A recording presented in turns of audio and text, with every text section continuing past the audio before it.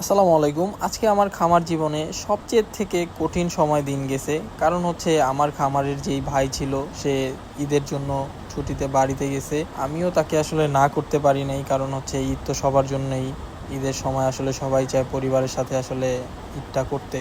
তবে তাকে ছাড়া খামার পরিচালনা করা আমার জন্য যে কষ্টসাধ্য সেটা আমি কখনো কল্পনাই করি নাই। তবে সেই জিনিসটা আজকে দেখলাম যে একটা খামারে প্রচুর পরিমাণ কাজ থাকে। হ্যাঁ, আমাদের হচ্ছে গরু ছাড়াও হাঁস মুরগি থেকে শুরু করে অনেক কিছু আছে, এবং কি মেশিন আছে, বুডার আছে, সব কিছু আসলে ওই ভাই থাকার কারণে আমার জন্য খুবই সহজ হইতো। কিন্তু বিষয়টা এমন হয়ে গেছে, রোজার ঈদও ভাই যায় নাই, তাকে আসলে ছেড়ে দেওয়ার ফলে আমি একা একা কোনোভাবেই সামাল দিতে পারছি না। যদিও আমার কিছুদিনের মধ্যে আরেকজন লোক আসবে, এই কয়দিন তো আমার আসলে কষ্ট করতেই হবে। কিন্তু আমি জানি না যে এই কষ্টটা আমি কতদিন করতে পারবো। তবে ইনশাল্লাহ ট্রাই করতেছি যে কতটুকু করতে পারি, আল্লাহ জানে। তবে অনেকেই শখে গরু পালন করতে চান, কিন্তু আসলে এগুলো শখের জিনিস না ভাই, প্রচুর পরিমাণ পরিশ্রম।